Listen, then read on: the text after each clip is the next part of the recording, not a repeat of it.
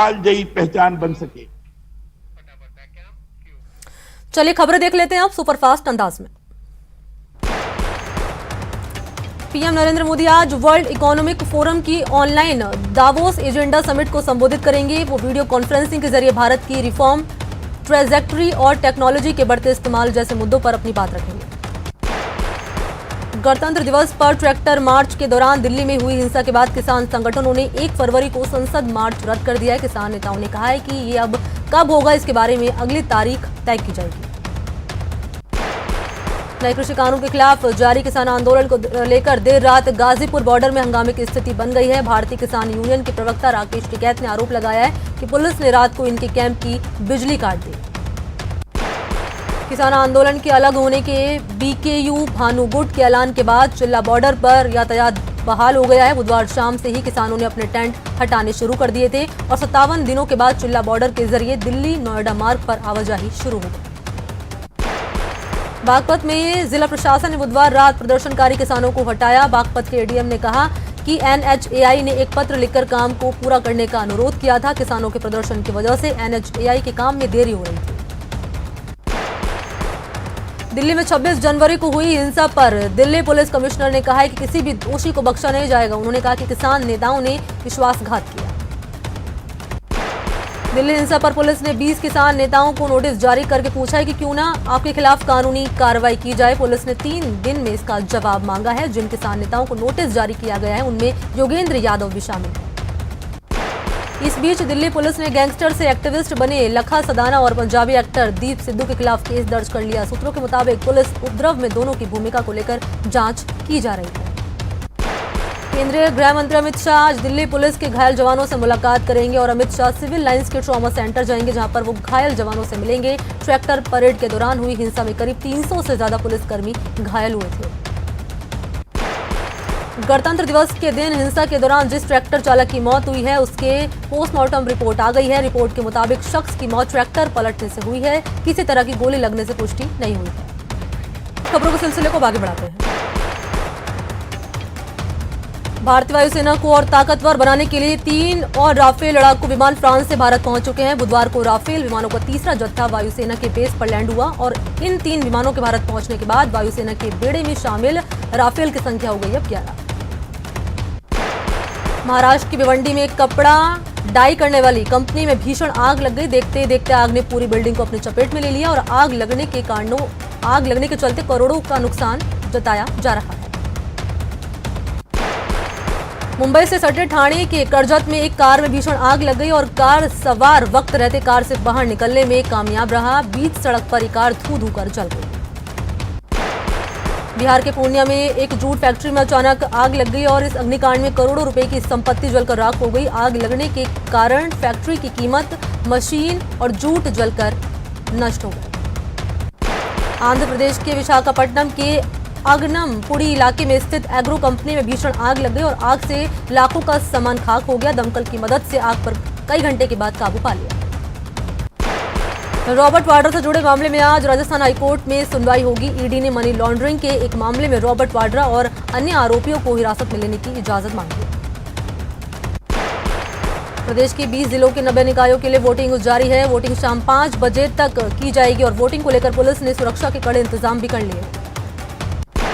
Voting के दौरान जैसलमेर के पोखरण में ईवीएम खराब हो गई है। वार्ड नंबर 4 में ईवीएम खराब होने के चलते मतदान कई घंटों तक यहां बाधित रहा।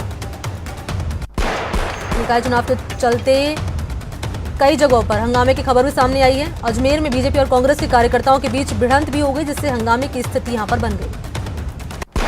सीकर के श्री माधोपुर नगर पालिका के वार्ड नंबर 31 में कांग्रेस और निर्दलीय प्रत्याशियों के समर्थक आपस में भिड़ गए, जिसमें कई लोगों को गंभीर चोट भी आई। मारपीट की जानकारी के बाद पुलिस मौके पर पहुंची, दोनों पार्टियों को समझाकर मामला शांत कराया। टोंक में 5 नगर पालिका क्षेत्रों में 138 वार्ड में वोटिंग जारी है। अभी तक मिली जानकारी के मुताबिक सभी जगह शांतिपूर्वक मतदान जारी है। राजसमंद नगर परिषद और देवगढ़ नगर पालिका के लिए मतदान सुबह 8 बजे से ही जारी है। सुबह से मतदान केंद्रों पर मतदाताओं की भीड़ उमड़ रही है। प्रशासन ने 45 वार्ड के लिए 89 मतदान केंद्रों की व्यवस्था की है। चित्तौड़गढ़ जिले में भी वोटिंग जारी है। वोटिंग को लेकर लोगों में खासा उत्साह देखते ही बन रहा है। हालांकि ठंड के चलते मतदान की गति धीमी है। प्रतापगढ़ नगर परिषद के लिए मतदान की प्रक्रिया जारी है। पुलिस की ओर से मतदान केंद्रों पर सुरक्षा के पुख्ता इंतजाम किए गए हैं।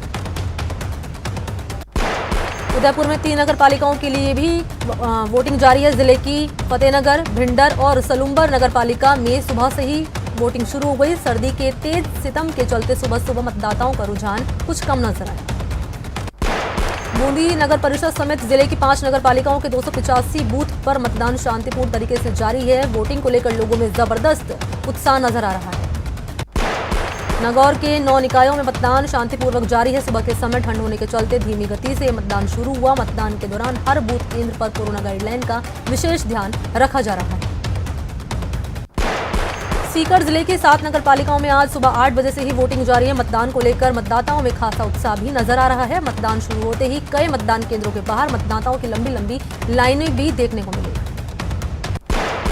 भीलवाड़ा के 6 नगर पालिकाओं के 233 वार्ड के 572 बूथ पर मतदान जारी है। शहरी सरकार चुनने के लिए जिले के 3,66,850 वोटर्स अपने मत का आज प्रयोग कर रहे हैं। डूंगरपुर नगर परिषद और सागवाड़ा नगर परिषद में आज मतदान चल रहा है। दिन चढ़ने के साथ लोग घरों से निकलकर मतदान केंद्र पर पहुंच रहे हैं और वोट कर रहे हैं। पाली की 7 नगर पालिकाओं के 195 वार्ड के लिए मतदाताओं में उत्साह देखते ही बन रहा है और मतदान शुरू होने के साथ ही मतदान केंद्रों पर वोटर्स की भीड़ भी लगनी शुरू हो गई। हालांकि कुछ मतदान केंद्रों पर ईवीएम की गड़बड़ी के चलते मतदान कुछ देर से शुरू हुआ। झुंझुनू की खेतड़ी नगर पालिका में भी मतदान जारी है। 8 बजे से ही यहाँ पर मतदान शुरू हुआ। मतदाताओं की लंबी लंबी कतारें लग गई। मतदान को लेकर महिलाओं में भी खासा उत्साह बना हुआ है। जालौर जिले के सांचौर नगर पालिका में मतदान जारी है। 35 वार्ड में 92 प्रत्याशी चुनावी मैदान में उतर रहे हैं और चुनाव को लेकर मतदाताओं में खासी उत्साह भी देखा जा रहा है। दौसा में भी उद्योग मंत्री प्रसादी लाल मीणा ने नेता प्रतिपक्ष गुलाब चंद कटारिया पर बड़ा हमला बोला और कहा कि गहलोत सरकार किसी भी हालत में गिरने वाली नहीं है।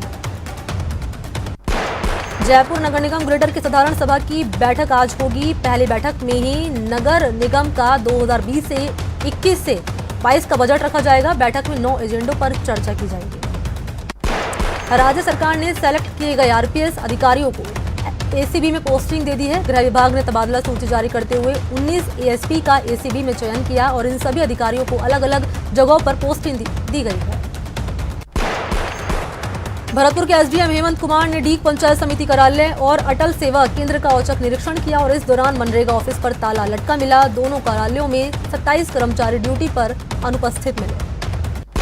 इसके बाद एसडीएम ने सभी अनुपस्थित कर्मचारियों को कारण बताओ नोटिस जारी कर दिया और स्पष्टीकरण देने के निर्देश उनको दिए। निरीक्षण के दौरान पंचायत समिति कार्यालय में गंदगी पर एसडीएम ने गहरी नाराजगी जाहिर की।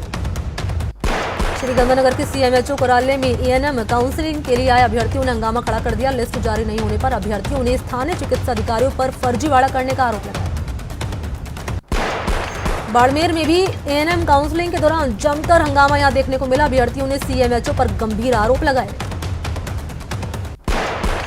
झालावाड़ जिले के स्पेशल पुलिस ने धनवाड़ा मोहल्ले से 3 सटोरियों को गिरफ्तार कर लिया यहां पर और 3,860 रुपए की नकदी 7 मोबाइल समेत 2 बाइक इनके पास से बरामद की। भरतपुर में लखनपुर थाना पुलिस ने जानलेवा हमला करने के एक आरोपी को गिरफ्तार कर लिया। थानाधिकारी पंजाब सिंह ने बताया कि लखनपुर निवासी महिला ने आरोपी के खिलाफ मारपीट और जानलेवा हमला करने का मामला दर्ज करवाया था। तो बुलेटिन फिलहाल इतना ही। दीजिए इजाजत। नमस्कार।